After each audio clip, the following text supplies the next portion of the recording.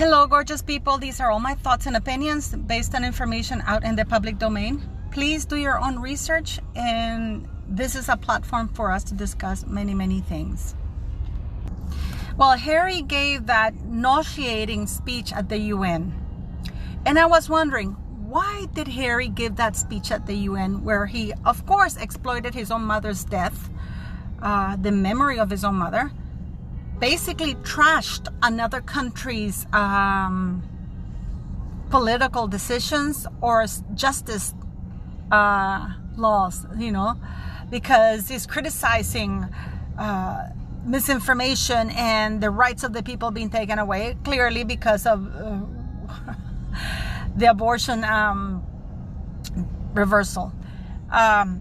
So he's criticizing the justice system of another country, just like he called freedom of speech bonkers because he would like to shut everybody down, him and his skanky wife. And yes, I'm going to say skanky. Skanky is nothing to do with the way she looks. Skanky's behavior. And please look it up. And then he talks about, Mandela. And, I've been thinking, why Harry and not Meghan? Meghan is the mixed race person. If you're going to talk about Mandela, Meghan is the U.S. person and a female to talk about, the abortion decision and criticize her own politics in her own country. And it dawned on me, and maybe I am wrong. Please let me know what you think. By the way, like, share, and subscribe. The reason why Harry spoke at the UN, first, because nobody wants to hear what Meghan has to say. Nobody cares about Meghan Markle. And I do believe that Meghan Markle is still holding a grudge about the fact that the UN never wanted to make her an ambassador. And she just managed to secure that really ridiculous speech she made that time. Number two, because, the assembly was not in full. If you look at the room, it's completely empty. This is more like a PR exercise for Harry, for the media to say, I am important. My wife is important, And number three, so she doesn't think if the UN were in complete full assembly, I'm sure she would have taken that spot. But, because it's an empty room, she doesn't want to do that. Number three, because she knows she's threading in thin ice. And she doesn't want to damage any political. And it's insane that this woman thinks that she's that important that she's going to go into politics. But she doesn't want to give the speech criticizing the politics or the justice system because she wants to remain above it in case she has to, Meghan Markle is like a flag. She changes with the wind. She goes where the wind blows her. Or where whomever she blows, I don't know. But so she wants to make sure that if there's anybody who's going to be criticized, it's going to be Harry, not her. She's just there supporting her husband, So, and she's threading on thin ice. She knows she doesn't want to keep using the title for politics. She doesn't mind if Harry does that because in their heads, they really do feel that they're not, that Meghan knows that she doesn't have a title. That is Harry, the one with the title. And she gets to use his title. And they're completely convinced that they're never going to take that title away. So he can get away with anything he wants. She knows that she might not because she's an American and she's only using that title out of courtesy. So all of this is, I'm only accompanying my husband to an empty audience to give an empty speech to criticize my own home country. So now, not only have they slandered and attacked the United Kingdom, the monarchy, now Harry is attacking the United States. And this is all paid PR by Sunshine Sachs, because many of you are going to be very upset about the stupid things that he's saying. What really gets to me is that he's doing this while using a royal title. What does this mean? Does it mean that the Queen sanctioned this? Why didn't he do this insanity with his skanky wife coming along as Harry Mountbatten Windsor and Rachel Meghan Markle? No, it was the Duke and Duchess of Sussex. Prince Harry, the Duke of Sussex, accompanied by his wife, the Duchess of Sussex. Okay? So, and if you look at Meghan Markle, she's not thin anymore. She's fat again. Not fat, but she's not as thin as she looked in Wyoming. Look at her. Even in black, she looks thick in the middle and the waist.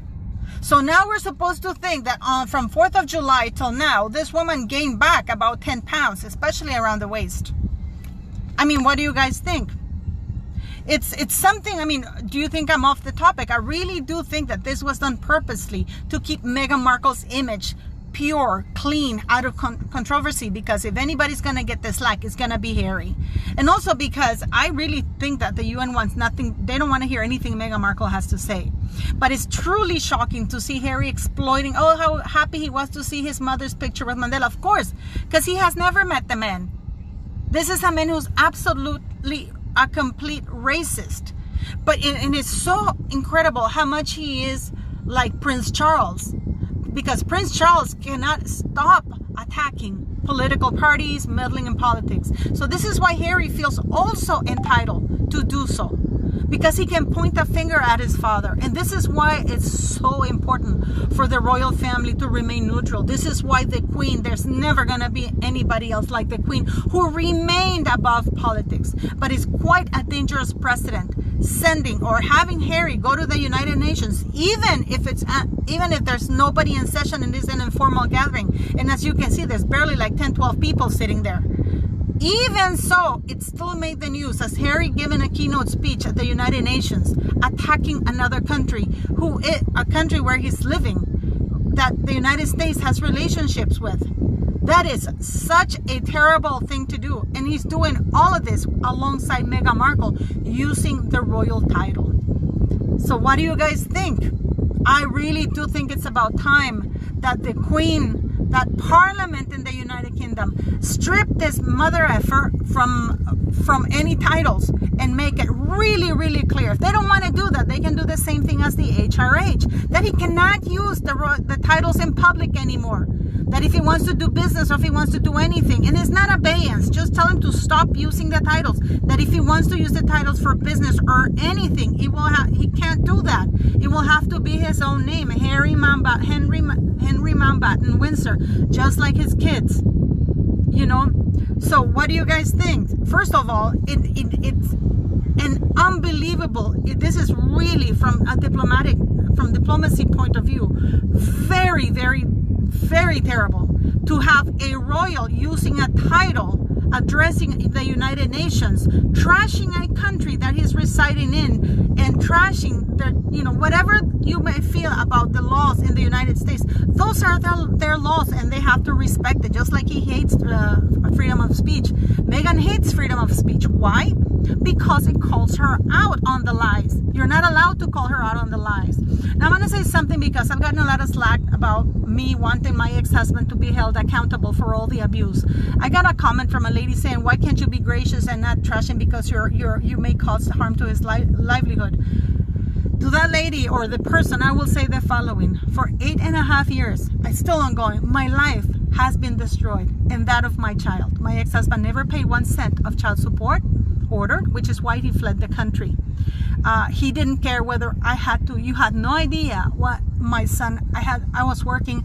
I would go hungry for days to feed my kid because I couldn't work because of the press outside that he managed to put me as a child trafficker.